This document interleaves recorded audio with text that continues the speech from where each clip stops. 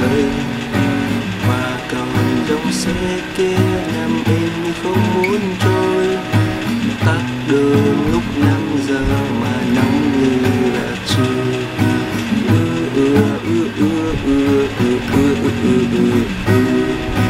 Về nhà là lạnh ra điều hòa mất tối đa.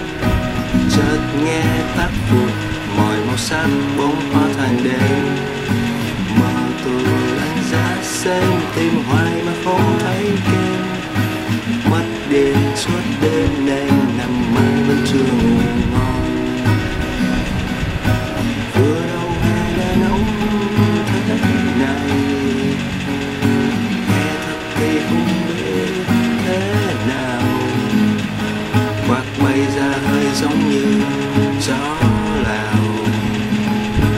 Lượn ngoài đường thì sợ đèn cha, mà ngôi nhà thì đèn cũng có. Mỗi đến bước theo đàn, các em thì ngủ khỏe hàng, giống như đang đun trong nồi. Mồ hôi rơi dù đang bơi trời ơi say nóng nóng với hồn. Tắm xong muốn nhung vai và sang thêm cao nước mưa.